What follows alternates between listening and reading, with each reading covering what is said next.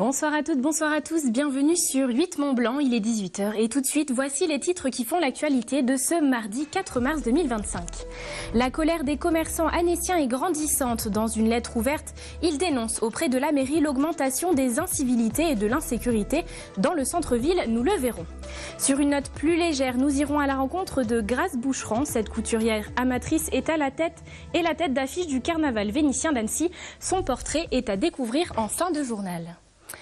On débute cette édition avec un dossier épineux. Après l'arrêt de l'éclairage public la nuit, un autre sujet divise actuellement le groupement des hôtelleries et restaurations et la ville d'Annecy. Le 26 février dernier, le GHR a publié une lettre ouverte adressée au maire d'Annecy pour dénoncer une situation préoccupante en ce qui concerne l'insécurité dans le centre-ville. On tente de faire le point avec Sébastien Germain et Myrtille Laurent-Bourriot. Ce mardi matin, à Annecy, c'est jour de marché en vieille ville. La météo est au rendez-vous, les commerçants peuvent vendre leurs produits et les clients ont répondu présent. Il y régnerait presque comme un air de printemps, une quiétude bienvenue pour certains restaurateurs du quartier qui ont de plus en plus de mal à cacher leur colère et leur mal-être.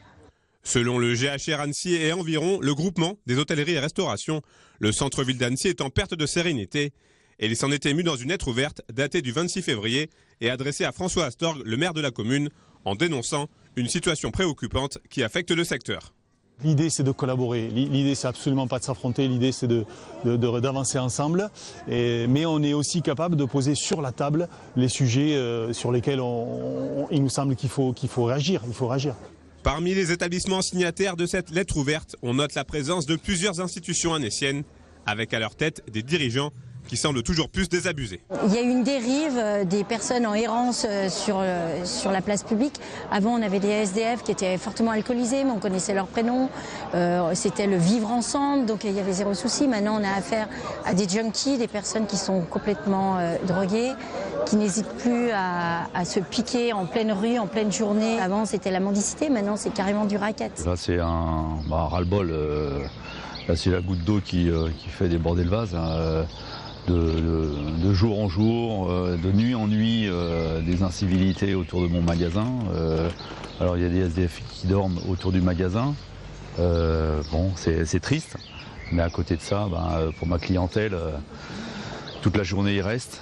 Ils font leurs excréments autour de la boutique. Et ça met une image vraiment négative à la ville d'Annecy. Moi, mes salariés sont pas formés pour gérer ce genre de choses. C'est pas leur métier de faire face à des gens. Il y en a c'est psychiatrique, mais il y en a c'est l'alcool, c'est la drogue. On n'est pas équipé pour ça. C'est pas notre métier en plus, donc c'est dur à porter. Si de son côté la municipalité d'Annecy comprend les inquiétudes des adhérents du GHR, elle estime néanmoins ne pas pouvoir tout faire toute seule et regrette la forme de la lettre ouverte. Dans le continuum de sécurité, nous travaillons avec les forces de sécurité intérieure, avec la préfecture, avec le parquet, pour travailler à des réponses efficaces. J'entends que le GHR interpelle le maire, puisque le maire peut être un chef d'orchestre. La mairie n'est pas la seule partie prenante non plus. Nous n'avons pas les clés de tous les sujets et nous travaillons avec nos partenaires à des réponses. En tout cas, force est de constater ce mardi matin que les choses commencent à évoluer puisque les alentours des commerces les plus touchés ont été nettoyés et la présence policière est plus accrue. Il y a 82 postes ouverts de policiers municipaux, 76 sont occupés actuellement et 32 sont exclusivement dévolus au périmètre de la vieille ville. En 2024, nous avons mis à jour l'ensemble des arrêtés qui permettent à la police municipale d'intervenir efficacement sur ces sujets de consommation d'alcool dans l'espace public. Si Annecy était si insécure, les gens ne se rendraient plus à Annecy, ce n'est pas le cas. En attendant un apaisement de la situation souhaitée par les deux parties, cette nouvelle confrontation reflète bien malgré elle la complexité des relations qui existent actuellement entre le GHR et la ville d'Annecy. En sport à présent, le skieur de l'équipe de France, Paco Rassa, était à l'entraînement ce mardi matin dans la station d'Aillon-Margéria dans les Bauges. Sur le tracé de son père et aux côtés de sa famille, le skieur local est venu se ressourcer et reprendre de la confiance après ses 2 échecs sur les 2 précédentes courses. Jules Demeur était de la partie, reportage. 7h45 ce mardi matin, le soleil se lève sur le massif des Bauges, la station des Aillons-Margéria dort encore. Mais dans les hauteurs du domaine, Paco Rassa est déjà là. Le slalomeur de l'équipe de France de ski retrouve les pistes de son enfance. 2 jours après son abandon sur la Coupe du Monde de Kranjska Gora en Slovénie, il est venu s'entraîner chez lui aux côtés de sa famille.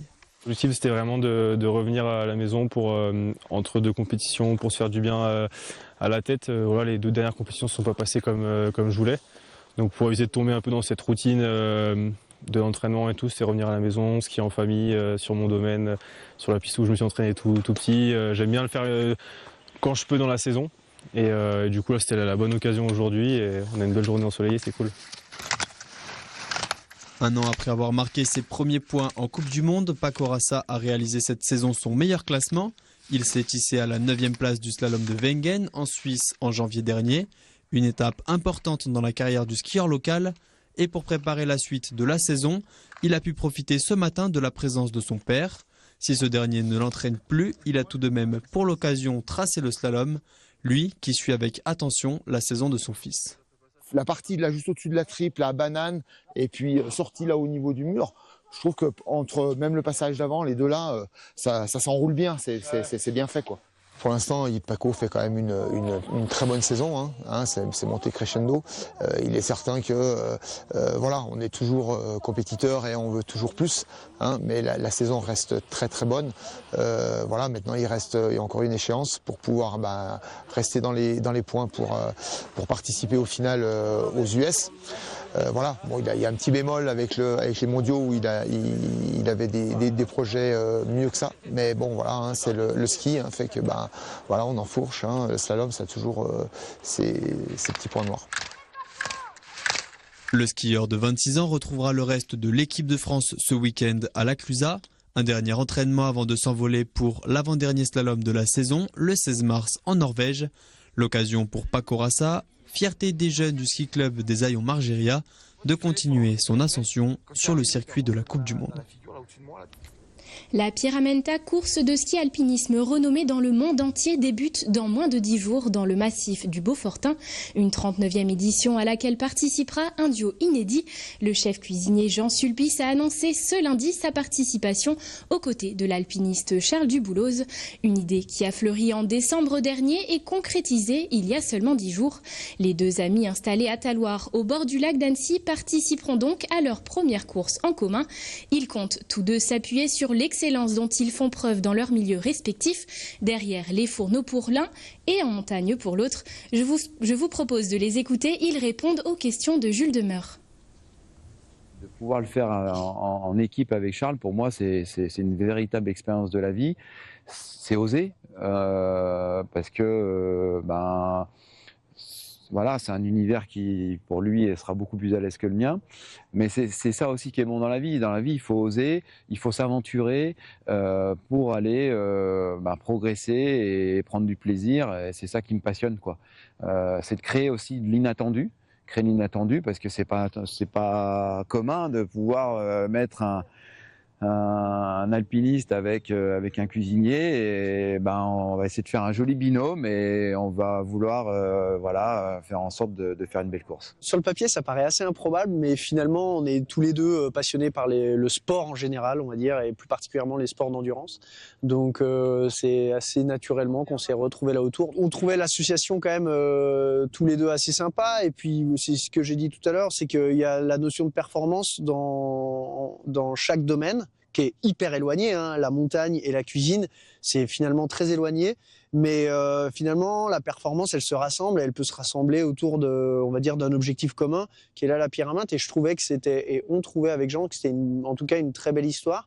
C'est pas du tout on va dire que du fake et tout ça, il y a vraiment je suis persuadé que l'un comme l'autre on s'amène beaucoup de choses dans nos domaines respectifs. Un peu de couleur pour terminer ce journal. Le lancement du traditionnel festival vénitien d'Annecy, c'est dans 3 jours. 320 costumés devraient parader dans la capitale aux Savoyardes ce week-end, vêtus de leurs plus belles tenues. Des pièces uniques, parfois cousues à la main pendant des mois par des passionnés. Fanny Savard est allée à la rencontre d'une couturière amatrice savoyarde, qui est d'ailleurs la tête d'affiche du carnaval annécien. Reportage. C'est un rendez-vous incontournable à Annecy.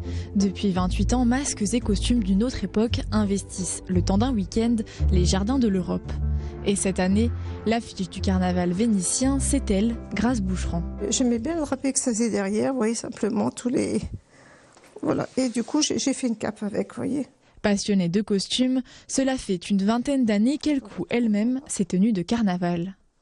J'ai commencé ma maman voulait pas que je fasse la couture. Elle m'a dit non, faut pas que tu fasses la couturière, ça gagne pas assez.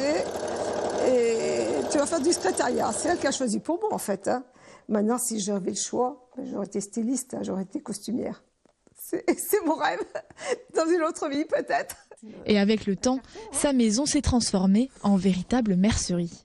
Là j'ai des galons, vous voyez, j'ai un peu toutes sortes de galons, des rubans. Voilà, là j'ai toutes mes bobines de fil. 2 mois de travail ont été nécessaires pour coudre ce costume 2025, inspiré de la nature et des fleurs, même si bien souvent sa créativité prend le dessus sur l'idée originale. Quand je fais sur le mannequin, quand je travaille, je vois, je dis tiens ça me plaît, ça me plaît pas, donc des fois je change d'orientation un petit peu. Parfois, après plusieurs parades, quelques retouches sont déjà de mise. Là, vous voyez, la cape, je l'aime beaucoup, mais finalement, je vais faire une autre version parce que je trouve que ça me cache la silhouette et ça fait un bloc un peu. Couturière amatrice, elle débute en confectionnant les tenues de carnaval de ses enfants et de toute leur classe lors d'une fête de fin d'année.